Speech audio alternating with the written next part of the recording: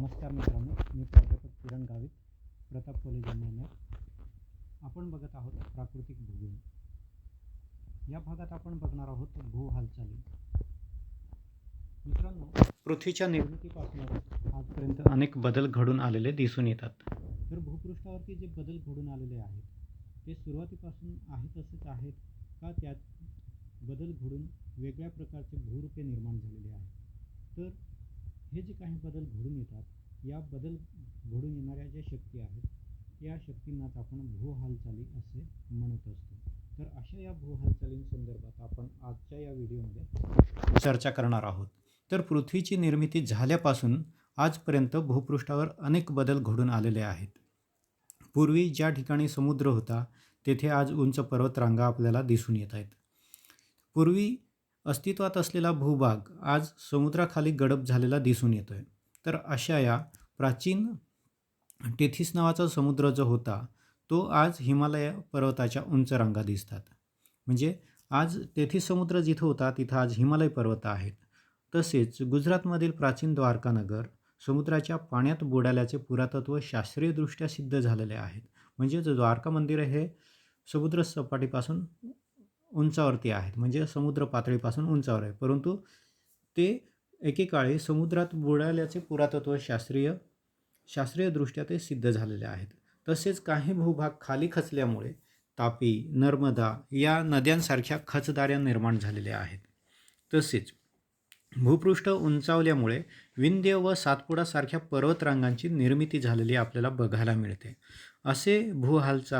असे भूपृष्ठावर बदल घडून आणणाऱ्या ज्या हालचाली आहेत या हालचालींमध्ये मागे दोन शक्ती कार्यरत असतात. त्या म्हणजे पहिली अंतर्गत शक्ती ज्यांना आपण इंडोजेनेटिक फोर्सेस म्हणतो, आणि दुसरी म्हणजे बहिर्गत शक्ती यांना आपण एक्झोजेनिक फोर्सेस असे म्हणत असतो. तर भू हालचाली ह्या आपण बघितल्या, त्यातली आपण बघूया अंतर्गत भू हालचाल. तर अंतर्गत भू हालचालींना आपण म्हणतो इंडोजेनिक फोर्सेस. तर भूपृष्ठापासून जसजसे खोल जावे तसतसे तापमान वाढत जाते. भूगर्भातील तापमानात असंतुलन निर्माण होऊन भू अंतर्गत भागातील द्रव्ये ही अस्थिर स्वरूपाची होतात आणि त्यामुळे पृथ्वीच्या अंतर्गत भागात काही घडामोडी निर्माण होऊन हालचाली सुरू होतात. या भूगर्भांतर्गत हालचालीस अंतर्गत शक्ती असे म्हणतात. तर भूअंतर्गत भागामध्ये होणाऱ्या शक्तीच्या गतीनुसार त्यांची दोन गटात विभागणी केली जाते. मंद गतीने कार्य करणाऱ्या शक्ती आणि शीघ्र गतीने कार्य करणाऱ्या शक्ती. आता या ठिकाणी दिलेलं आहे मंद गतीने कार्य करणाऱ्या शक्ती. तर भूगर्भातील तापमानात बिघाड होऊन अंतर्गत शक्ती निर्माण होतात. त्यामुळे भूपृष्ठावरती दाब व ताण पडून भूपृष्ठाची मंद गतीने हालचाल सुरू होते.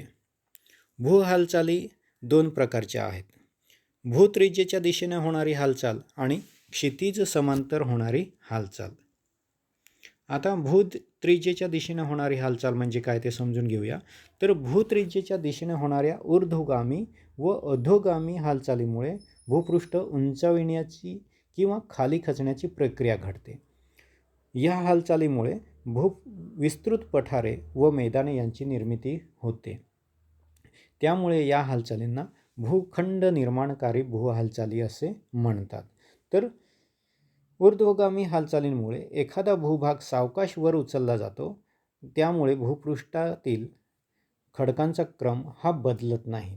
हा जसाच्या तसा तो भूभाग हा उंचावला जातो. म्हणजेच त्रिज्येच्या दिशेने म्हणजेच जसं आपण खोल जातो तसं आपण उभ्या दिशेने वर येतो. तर त्या पद्धतीने ज्या उभ्या किंवा अधोगामी किंवा ऊर्ध्वगामी म्हणजे वरच्या दिशेने किंवा खालच्या दिशेने जी हालचाल होते त्या हालचालीलाच भूत्रिज्येच्या दिशेने होणारी हालचाल असे म्हणतो. तर भारतातील दख्खनचे पठार हे निर्माण झाल्यानंतर अरबी समुद्राच्या किनाऱ्यालगतचा भाग हा खाली खचला व पश्चिम किनाऱ्यावर मैदानाची निर्मिती झाली. त्यामुळे पश्चिम घाटाचा भाग थोडासा उंचावला गेला. या उंचावलेल्या पर्वताला आज आपण हा पश्चिम घाट म्हणतो किंवा त्यालाच आपण सह्याद्री या नावाने ओळखतो. दुसरा आहे क्षितिज समांतर हालचाल. तर भूअंतर्गत निर्माण होणाऱ्या काही शक्ती ह्या भूपृष्ठावर क्षितिज समांतर दिशेने कार्य करतात, म्हणजे आडव्या दिशेने काम करतात, आणि त्यामुळे भूपृष्ठाचा काही भाग हा दाबला जातो, तर काही भाग हा या काही भागावरती ताण पडतो. आणि भूपृष्ठ दाबले गेल्यामुळे त्याला वळ्या पडतात किंवा घड्या पडतात. एका बाजूला दाब पडल्यामुळे दाबाच्या विरुद्ध दिशेकडील भूपृष्ठावर ताण पडतो व त्यामुळे त्या ठिकाणी त्या भूपृष्ठाला भेगा पडतात. भूपृष्ठ जर मृदू खडकांचे असेल तर दाब पडल्यामुळे भूपृष्ठाला वळ्या पडतात. या क्रियेला वलीकरण किंवा फोल्डिंग असे म्हणतात. उदाहरणार्थ आपल्या भारतातील हिमालय पर्वतरांगा गाळाच्या खडकांवर दाब पडून निर्माण झालेल्या आहेत. या हालचालींना पर्वत निर्माणकारी हालचाली असे म्हणतात. तो भूपृष्ठ भाग कठीण खडकांनी बनलेला असेल आणि भूपृष्ठावर ताण क्रिया निर्माण झाल्यास भूपृष्ठाला भेगा पडतात. या क्रियेला भूपटलभंग किंवा प्रस्तरभंग असे म्हणतात किंवा भूपटलभ्रंश असेही म्हणतात. उदाहरणार्थ बेसॉल्ट या कठीण खडकापासून बनलेल्या दख्खनच्या पठारावर ताण पडल्यामुळे नर्मदा व तापी या नद्यांच्या खचदऱ्या निर्माण झालेल्या आहेत.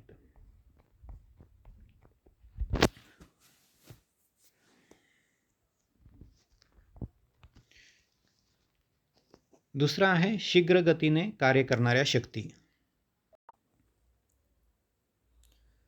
शीघ्र गतीने कार्य करणाऱ्या शक्ती भूगर्भात निर्माण होणाऱ्या अंतर्गत शक्तीमुळे भूपृष्ठावर शीघ्र गतीने हालचाली सुरू होतात. त्यामुळे भूपृष्ठाला हादरे बसतात व भूपृष्ठावर आकस्मिक बदल घडून येतात. भूपृष्ठांतर्गत शीघ्र हालचालींमुळे भूपृष्ठावर भूकंप व ज्वालामुखी यासारख्या विनाशकारी घटना घडतात. आता या ठिकाणी ज्या शीघ्र हालचाली आहेत त्या शीघ्र हालचालींमध्ये भूकंप आणि ज्वालामुखी या दोन मुख्य क्रियांचा समावेश होतो.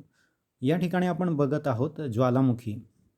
तर वन इनोलन या शास्त्रज्ञाच्या मते भूगर्भापासून भूपृष्ठापर्यंत भूगर्भातील तप्त अशा पदार्थांच्या होणाऱ्या हालचालींशी संबंधित असलेल्या सर्व क्रियांच्या किंवा दृक चमत्कारांचा ज्वालामुखी क्रियांमध्ये समावेश होतो.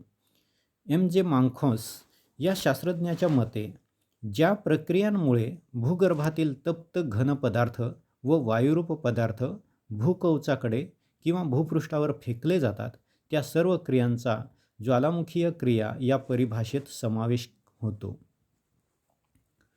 ज्वालामुखी क्रियांचे प्रकार.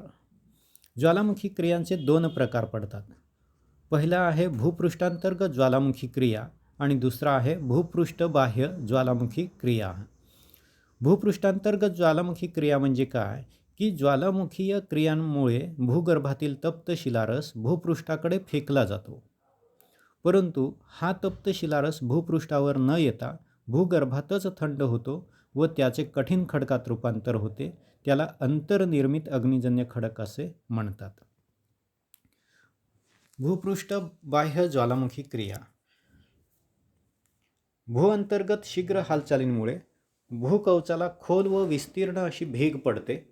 या भेगेतून पृथ्वीच्या अंतर्गत भागातील तप्त शिलारस व वायू व इतर पदार्थ भूपृष्ठावर येऊन पसरतात. तप्त शिलारस भूपृष्ठावर आल्यानंतर थंड होतो व त्याचे रूपांतर कठीण खडकात होते. ज्वालामुखी निर्मितीची कारणे. ज्वालामुखी निर्मितीसाठी पुढील गोष्टी ज्या आहेत त्या कारणीभूत ठरतात.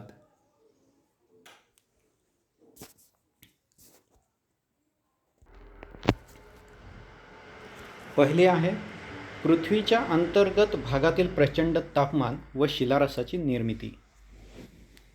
पृथ्वीच्या अंतर्गत भागातील प्रचंड तापमान व शिलारस यांच्या निर्मितीमुळे भूपृष्ठामध्ये बदल घडून येतात. पृथ्वीची निर्मिती तप्त अशा तेजोगोलापासून झाल्यामुळे पृथ्वीच्या उत्पत्तीपासूनच पृथ्वीच्या अंतर्गत भागात खूप उष्णता आहे आणि पृथ्वीच्या आतल्या भागाकडे दर 30 मीटर खोलीनंतर 100°C तापमान वाढत जाते आणि त्यामुळे अंतर्गत भागातील रासायनिक प्रक्रियेमुळे तापमान वाढत जाते. तापमान अधिक असून देखील तो घन स्वरूपातच आहे, कारण त्यावर भूकवचाचा प्रचंड दाब असतो. काही कारणांमुळे भूगर्भातील खडकांवरील दाब कमी झाल्यास खडक वितळतात व त्याचे शिलारसात रूपांतर होते व या प्रक्रियांमुळे ज्वालामुखीचा उद्रेक होतो. भूमंच विवर्तनिकी क्रिया व ज्वालामुखी निर्मिती. सागरी तबकडीवर गाळाचे पातळ आच्छादन असते. या गाळाच्या खडकातील खनिजे तुलनेने कमी घन असतात. जेव्हा सागरी भूमंच तबकडी अधिक तापमान असलेल्या प्रावरणाच्या भागाकडे सरकते तेव्हा हे द्रव्य अत्युच्च तापमानामुळे वितळते व त्याचे शिलारसात म्हणजेच मॅग्मामध्ये रूपांतर होते. हा द्रवरूप उष्ण शिलारस वजनाने हलका असल्यामुळे तो खंडीय भूमंच तबकडीला शेदून उष्ण हवेच्या फुग्यांच्या रूपाने भूपृष्ठावर ज्वालामुखी उद्रेकाच्या स्वरूपात येतो व त्यापासून महासागरी किनाऱ्याला समांतर ज्वालामुखी शृंखला निर्माण होते. तिसरं आहे वायूंचे प्रसरण. शिलारसात वेगवेगळे किंवा निरनिराळे वायू असतात, परंतु प्रचंड तापमानामुळे हे वायू प्रसरण पावतात. भूकवचाला पडलेल्या भेगेतून हे वायू तप्त शिलारस व इतर पदार्थ भूपृष्ठाकडे फेकले जातात. त्यामुळे भूपृष्ठाला हादरे बसून ज्वालामुखीचा उद्रेक होतो. चौथं आहे पाण्याची निर्मिती, वाफेची निर्मिती. भूपृष्ठातून मुरलेले पाणी भूगर्भात जाते व या पाण्याचा संपर्क तप्त अशा शिलारसाशी आल्यामुळे पाण्याचे वाफेत रूपांतर होते. ही वाफ प्रसरण पावते व बाहेर येण्याचा प्रयत्न करते. वाफेबरोबर तप्त शिलारस भूपृष्ठाला पडलेल्या भेगेतून जोरात बाहेर फेकला जाऊन ज्वालामुखीचा उद्रेक होतो. अशी ही ज्वालामुखीची क्रिया. या ज्वालामुखीच्या क्रियेचे प्रकार आहेत. म्हणजेच ज्वालामुखीच्या उद्रेकानुसार प्रकार जर आपण पाहिले तर 2 प्रकार पडतात. एक म्हणजे केंद्रीय ज्वालामुखी. अशा प्रकारचा केंद्रीय ज्वालामुखी हा तप्त शिलारस भूगर्भाकडून येताना नलिकेतून येतो, तेव्हा त्याला केंद्रीय ज्वालामुखी असे म्हणतात. दुसरा आहे भ्रंशमूलक ज्वालामुखी. अशी क्रिया जेव्हा भूगर्भाकडून येणारा तप्त शिलारस भूपृष्ठाला पडलेल्या लांबच लांब भेगेतून बाहेर पडतो, तेव्हा त्या ज्वालामुखीच्या उद्रेकास भ्रंशमूलक ज्वालामुखी असे म्हणतात. ज्वालामुखीच्या उद्रेकाच्या कालावधीनुसार ज्वालामुखीचे प्रकार पडतात. जागृत ज्वालामुखी. अशा ज्वालामुखीचे उद्रेक हे वारंवार होतात व केव्हाही होतात. जगात असे 500 जागृत ज्वालामुखी आहेत. म्हणजे हा जो ज्वालामुखी आहेत, हा ज्वालामुखी केव्हाही पुन्हा पुन्हा होऊ शकतो, म्हणून त्याला जागृत ज्वालामुखी असे म्हणतात. दुसरा आहे निद्रिस्त ज्वालामुखी. ज्वालामुखीचा उद्रेक एकदा झाल्यानंतर कित्येक वर्षे उद्रेक होणे थांबते. काही काळानंतर पुन्हा या ज्वालामुखीचा आकस्मिक उद्रेक होतो, म्हणून याला निद्रिस्त ज्वालामुखी असे म्हणतात.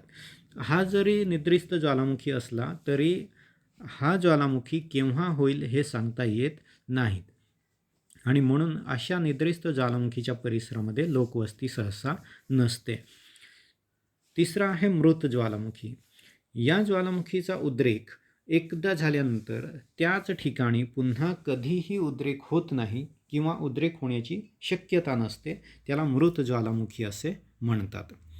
तर असे हे ज्वालामुखीच्या उद्रेकानुसार 3 प्रकार पडतात. आता आपण बघूया ज्वालामुखीचे परिणाम. ज्वालामुखीच्या उद्रेकामुळे वातावरणाचे तापमान अचानक वाढते, कारण की प्रचंड उष्णता बाहेर पडते.